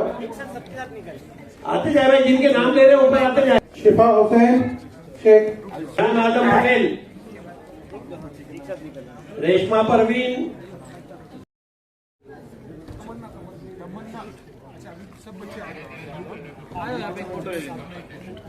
माशाअल्लाह। अलीना आलम, अलीना आलम, मायशा अब्दुल शेख, मोहम्मद जिशान वसीम शेख, अरमान इनैत इमरान बागवा। 81.60% मार्क्स मिले और इसके साथ साथ हाफिज भी है। तालियां जोरदार इसके लिए माशाअल्लाह। ये हाफिज भी है और 10वीं में 81.60% मार्क्स। हमको हर मदद। आ जाओ सर, एक साथ आ जाओ सर।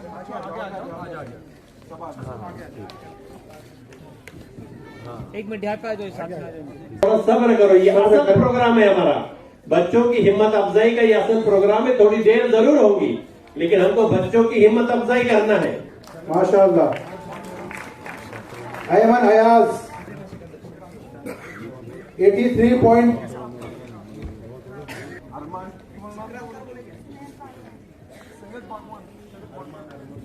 अवार्ड मिलने वाला है।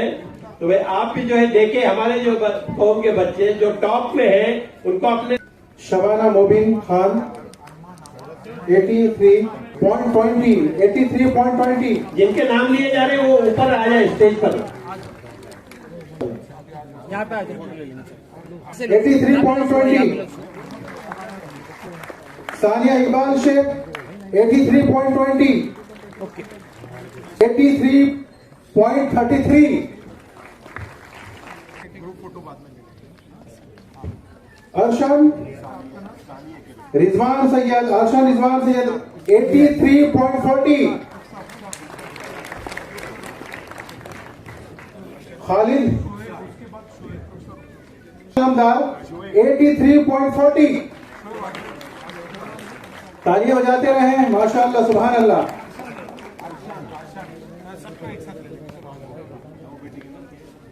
अशफाक गौसुद्दीन, यहाँ पे अबू उर्दू मीडियम से पढ़े हैं 83.40। अरसलान आफ्ताब आलम अंसारी इंग्लिश मीडियम से 83.60। जोरदार तालियां। अल्फिया सईद शेख उर्दू मीडियम से 83.80। ये तो 80 का नंबर है। Sara Tanveer Shaikh English medium, Ayaan Samir Shaikh English medium 83.80। Muzakkir Ahmed Shaikh English medium से पढ़े हैं 84 पॉइंट। माशाल्लाह। हाई होने की वजह तालियां भी आपकी जो है ऊंची बजनी चाहिए। अल्फाज इदरीस शेख 84। यहाँ पे देखो भाई, यहाँ पे देखो।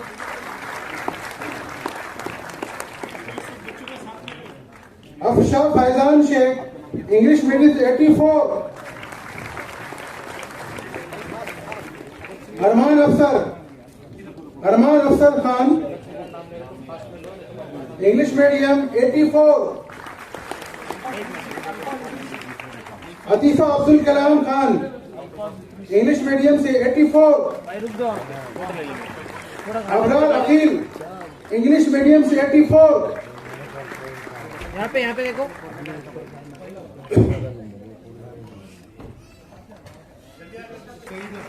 रहमत अब्दुल समद उर्दू मीडियम से 84.20।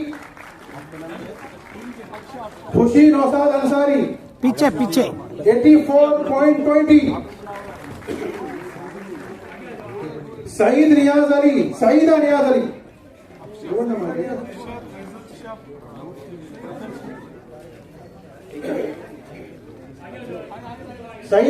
अली सैयद परसेंटेज 84.20।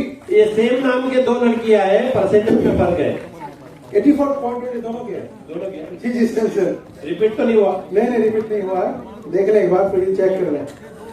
ये पिपली के हैं और नेहरू नगर के हैं। अलीना फातिमा हैदर शेख 84.20। इसम तांबोली इंग्लिश मीडियम से 84.40।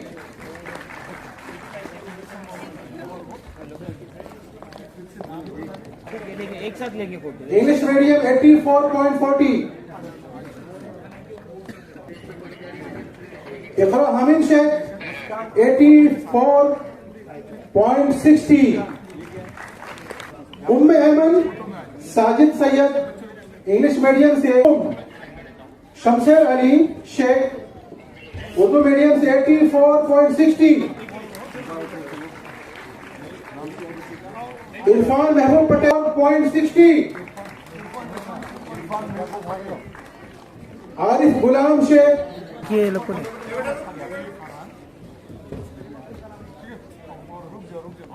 नदाफ आदिल अरीस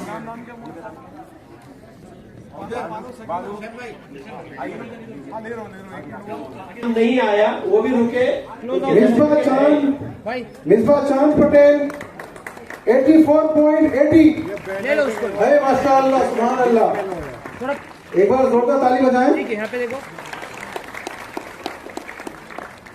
उमामा लाल मोहम्मद शेख 84.80।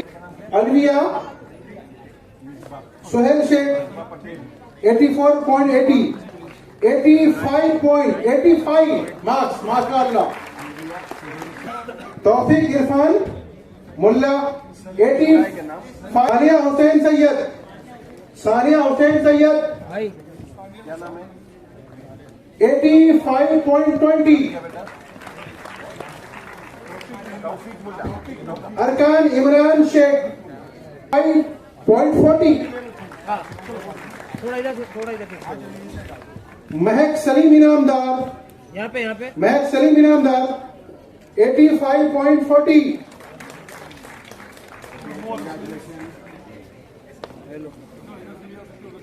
आशिफा खातून सफा इरफान शेख सफा इरफान शेख 85.40, हिबा साबिर शेख 85.40,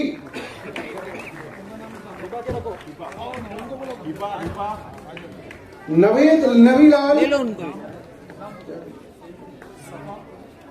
बोलो ना। नायकवाड़ी, नवेद नवीलाल नायकवाड़ी 85.40, 85.40,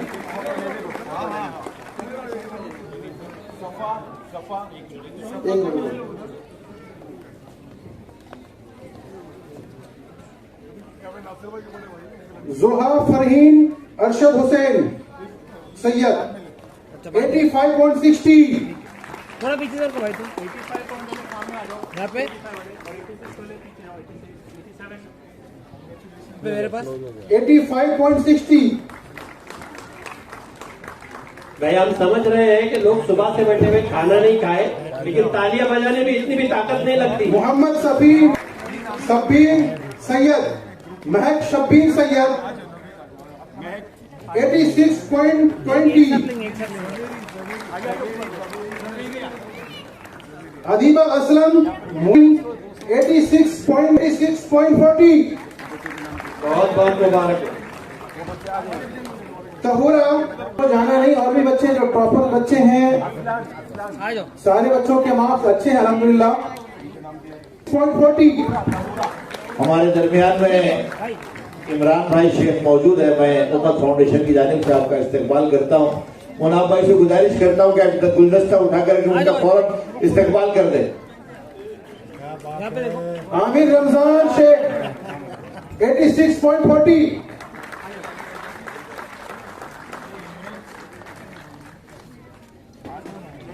अनवर अली शेख, शाहिद अनवर अली शेख 86.60, मिस्टर मकीनुद्दीन शेख 86.80, एक साथ निकालेंगे भाई सबको। मिस्टर मकीनुद्दीन शेख 80.80, महक रफीक शेख 86.80, महक रफीक शेख, नाइला मोहम्मद चौधरी 87, यहाँ देखो मेरे को। जैनब मरहूम पठान, जैनब मरून पठान 87.40, यहाँ पे मेरे पास शिफा मुबीन शेख 87.40, ओके। देखिए, आप बच्चों को जितना इंकरेज करेंगे बच्चे उतना आगे पढ़ाई करेंगे। इनको देखकर बाकी बच्चे भी जोश में आएंगे। जो प्रोग्राम चल रहा है उस बारे में बच्चों को हौसला अफजाई करना जरूरी है।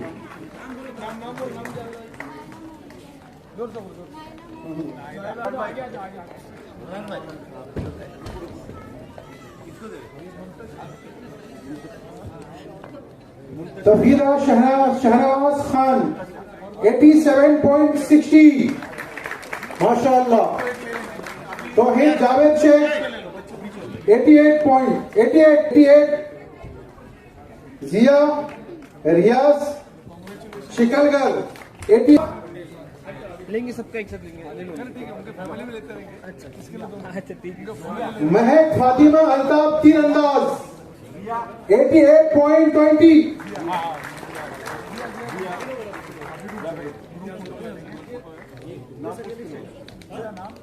अल्फिसा सलीम 88.40,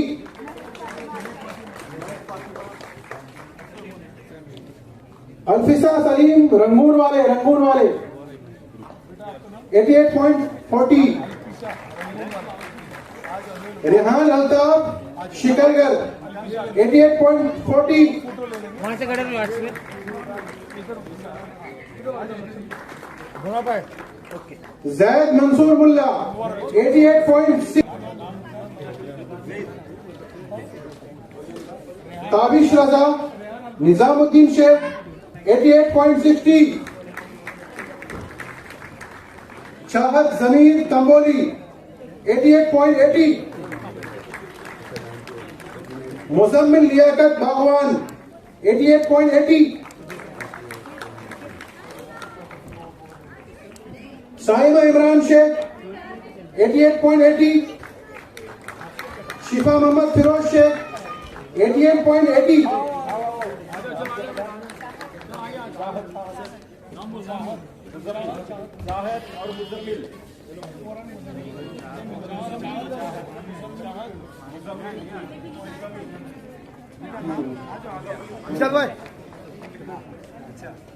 शिफा मोहम्मद फिरोज शेख, मेरे पास भी देखो एक बार। शमा परवीन रहमत चौधरी 89.8, रेहान अबरार शेख 89.40, जैनब सरफराज शेख 89.40। प्रॉब्लम नीचे रखो क्या? प्रॉब्लम हो रहा है क्या? यार उसको नीचे रखो।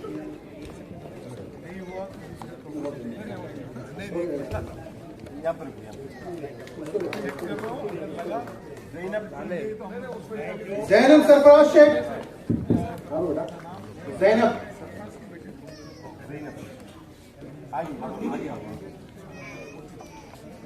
यहाँ पे आ जाओ भाई, उनको अंदर लो, आप पीछे आ जाओ भाईजान, थोड़ा पीछे जाओ। अभी अभी आए हुए हैं जिन्होंने अपने अपने नाम अभी दर्ज कराए हैं, यहाँ पे थोड़ा इंतजार करें, आपको भी इनाम और इकराम से नवाजा जाएगा। इन बच्चों का होने दे लिस्ट के हिसाब से।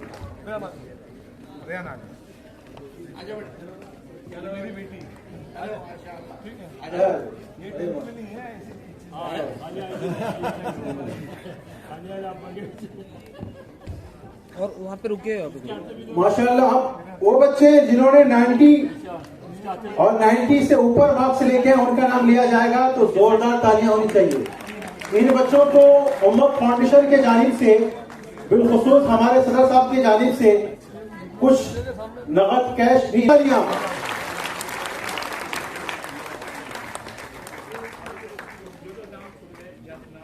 शारी का रियासत अंसार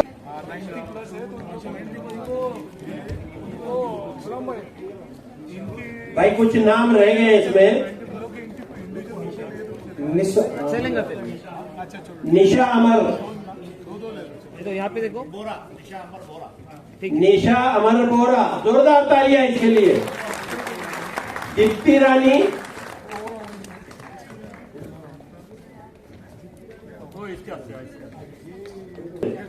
अगर किसी का नाम छूट जाए तो बराए करम इस चीज पर आकर बोल दें। निशा निशा थोड़ा होता है।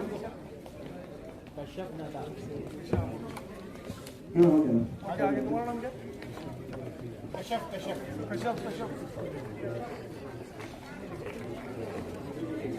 कश्यप नदा, सब बीच पे आ जाओ। कश्यप बेटियां तो बेटियां होती है ना, बेटियां तो हमारी कौम की बेटियां हैं, बेटियां बेटियां होती है। ये हमारे दरख्शिंदा सितारे हैं, मुस्तकबिल हैं। अपनी बातों से सपोर्ट करते रहें, हौसला अफजाई करते रहें, दुआओं से नवाजते रहें। बुशरा साजिद शेख 90.60, अरहम असलम अंसारी 90.60,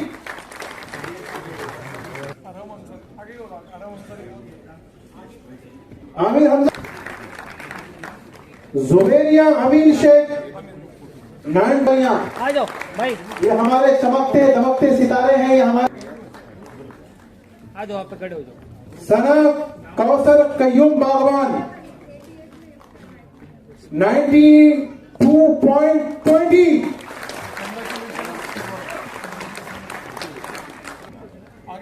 माशाअल्लाह चाहत वली साहब। लेकिन इसमें जो है वहाँ मुजाहमत की, उन लोगों से बातचीत की कि नहीं मैं नकाब में जाऊंगी वरना एग्जाम नहीं दूंगी। उन्होंने अपने चचा को बुलाया, बातचीत की, फिर जब उनके ऊपर दबाव डाला गया तो उन्होंने एग्जाम के लिए छोड़ा। थोड़ा सा जो है ये उस वक्त परेशान हुई। ये हालात अगर नहीं बनते तो अल्हम्दुलिल्लाह इसके 5 या 6% और बढ़ सकते थे। बच्ची बहुत टैलेंटेड है माशाल्लाह। हिना करीम शेख 92.20।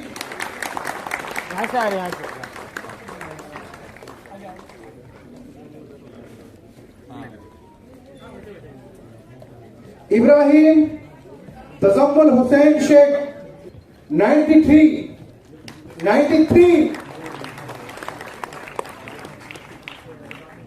अल्फिया इरफान शेख इंग्लिश मीडियम से माशाल्लाह 94। जोरदार तालियां। ये साइड खड़े करो। भाई कुछ बच्चों का ऐसा हो सकता है कि उनका नाम नहीं दिया गया, या गलती से नाम नहीं आया, उनको भी इंशाल्लाह दिया जाएगा। वो बाद में आकर मिले यहाँ पर। हो सकता है कि इसका नाम रह गया हो। इधर स्माइल। Thank you. रुको। मजहर अली मुल्ला 94.40। यहाँ पे भाई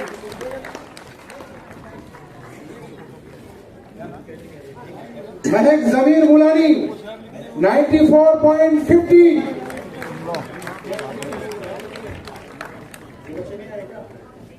माशाल्लाह, एक बार जोरदार तालियां। नेक्स्ट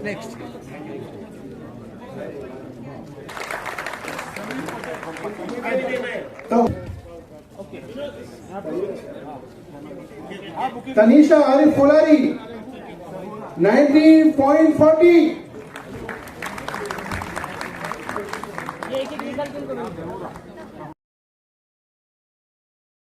में और फर्स्ट वालों को 5,000 रुपए कैश इनाम। अहमद खातून अब्दुल्ला चौधरी 95.40। तालियां बजाओ भाई, लास्ट है, अभी खत्म हो रहा है। तालियां बजाओ लोग। आमिना खातून अब्दुल्ला चौधरी 95.40।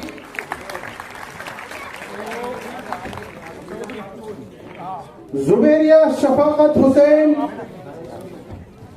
दरगाह, ये फर्स्ट है, टॉप है 96.20 है माशाल्लाह। एक बार जोरदार तालियां जुबेरिया के लिए, एक बार जोरदार तालियां। 96.20 ये टॉपर है जुबेरिया। जुबेरिया शफाकत हुसैन भाई, ये सबसे टॉप है, इसके लिए खास तालियां। उम्मत फाउंडेशन के जानिब से इनको 5,000 रुपए कैश इनाम दिया जा रहा है। रौनक बकीर Khan, thank you.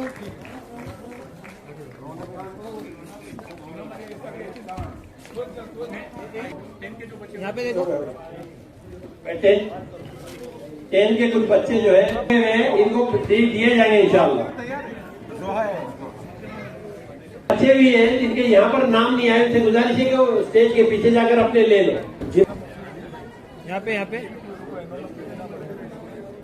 Fiona Firoz Sheikh है क्या यहाँ पर? फियोना फिरोज शेख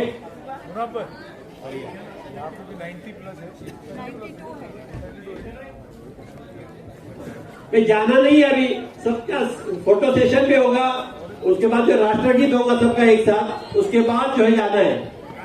रस्म शुक्रिया भी अदा किया जाएगा, उसके बाद जो है फोटो सेशन होगा, उसके पहले राष्ट्रगीत होगा, उसके बाद जाना है आपको।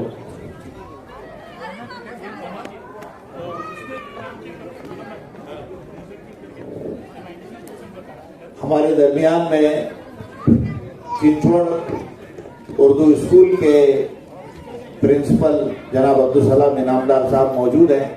इसी के साथ डॉक्टर शकरुल्लाह साहब भी मौजूद।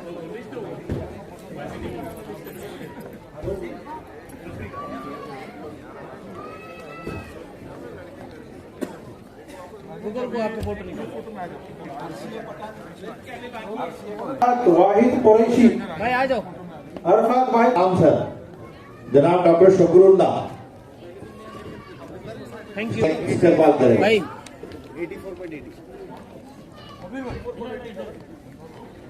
84.80 शकरुल्लाह साहब का इस्तेमाल करें निशान भाई भाई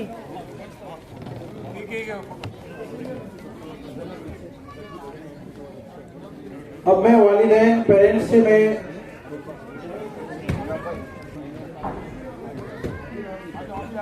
आ जाओ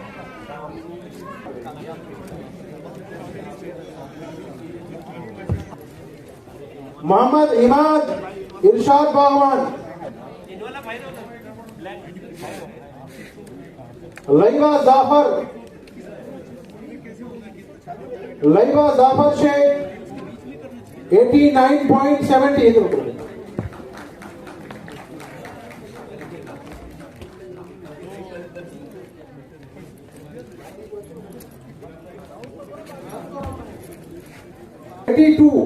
मार्क्स माशाअल्लाह।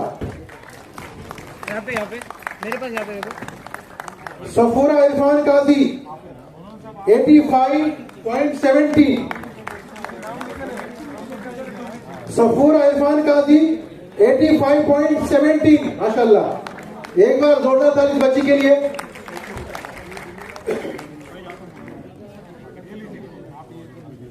अबू जैद सफीउद्दीन शेख अबू जैद सैफुद्दीन शेख 83.67 फ्लैश से क्या होने फ्लैश बंद कर दो 88.80 यहाँ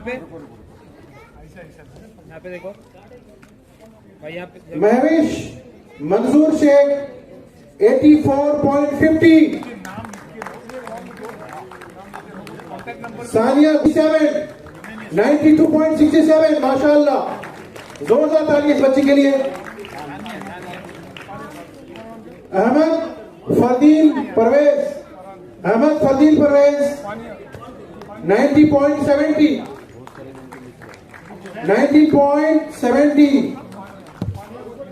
महक असलम अली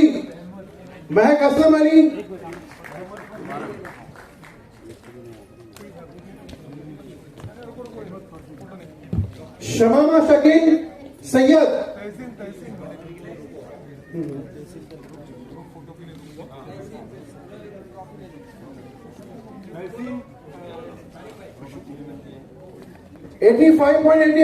83 माशाअल्लाह।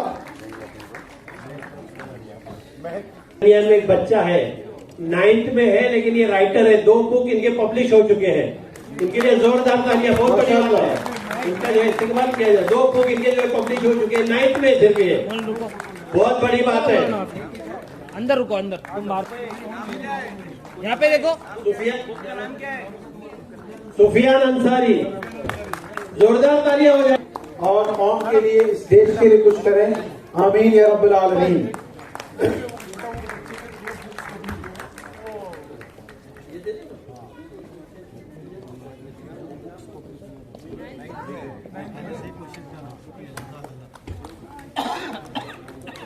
जोरदार तालियां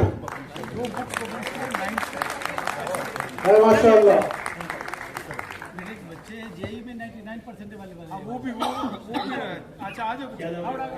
आ जाओ आप भी आ जाओ। नफीस अंसारी ये भी उनके भाई है जेई में 99% मार्क्स मिले इनको जोरदार तालियां।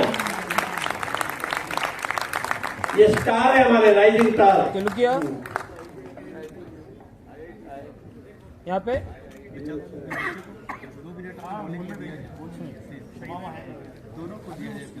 अब उन बच्चों का नाम लिया जा रहा है जिन्होंने टॉप किया है और इनको कैश से भी नवाजा जाएगा। यहाँ पे देखो नकद इनाम हो ही जाएगा कुछ ना कुछ काम हो ही जाएगा नाम से नवाजा जा रहा माशाअल्लाह। रुक जाओ यहाँ पे देखो 5000 कैश गूगल पे नहीं कैश हो रहा माशाअल्लाह।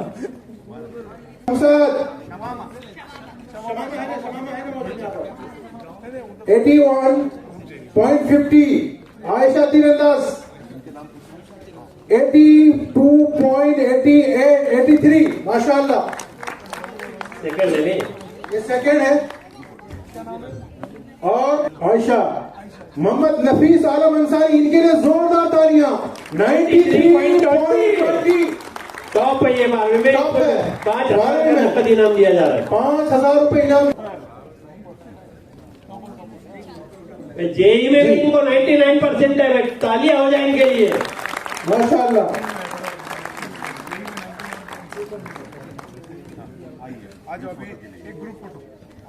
सेंटर में खड़ा करते सर, आप सेंटर में आ जाओ। हो गया अल्हम्दुलिल्लाह माशाअल्लाह। जो लोग बच्चे भी हैं यहाँ पे देखो, उनको भी मिलेंगे इंशाल्लाह। यहाँ पे भाई। Thank you. अरे बहुत सारे बच्चे ऐसे कि जिनको हम जानते हैं लेकिन वो आज नहीं आए। तो जमादार अगर वो है तो आ जाए। एक मिनट यार, उनसे गुजारिश करूंगा कि वो स्टेज पर आ जाए, इनाम लेके जाए। और जितने भी बच्चे ट्रॉफी और इनाम के साथ ऊपर आज फोटो क्लिक कर लें, यहाँ पर आके आ जाएं। फिर उसके बाद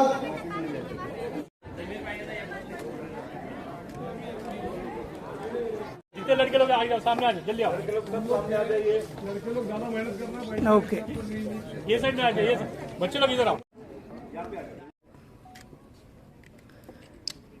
वेट।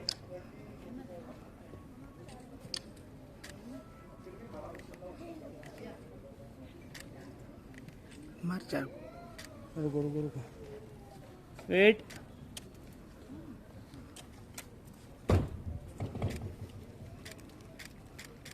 Okay, thank you.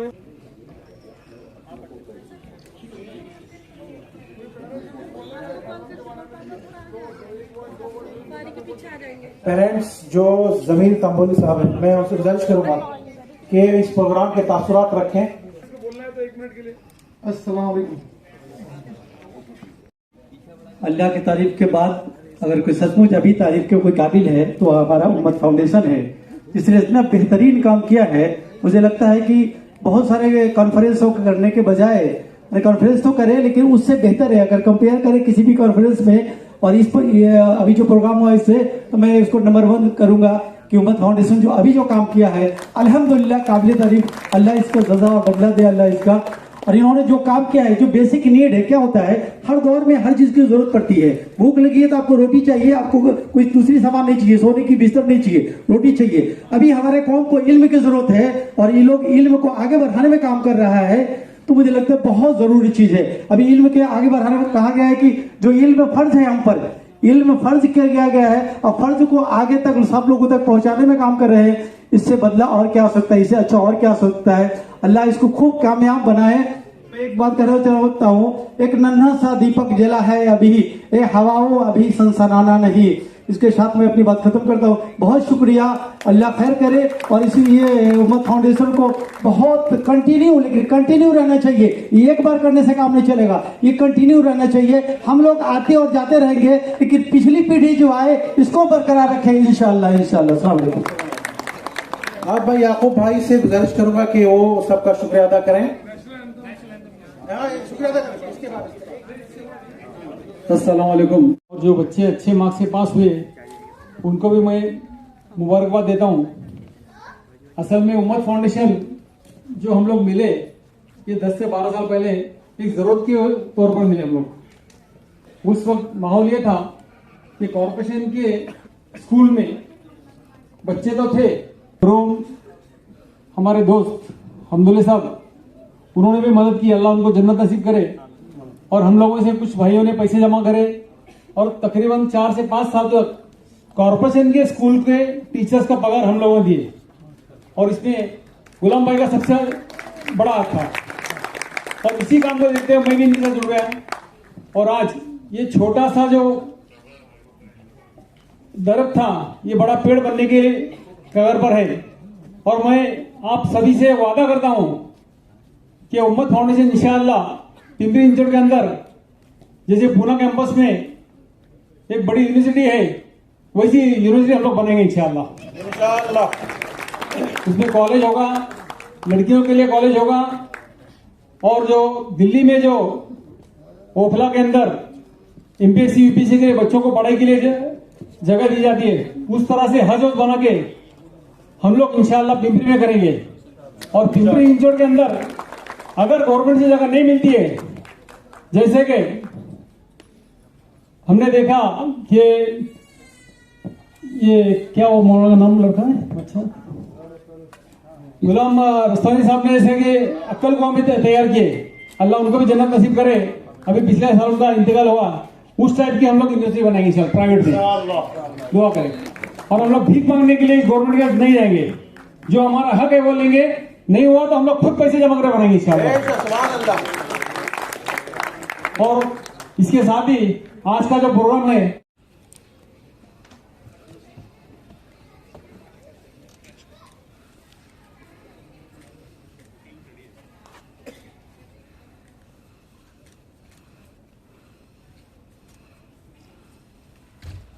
ऐसे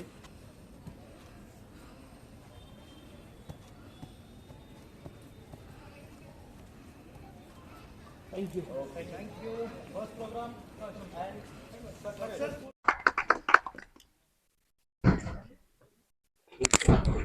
हाँ क्या ऊपर बैठो।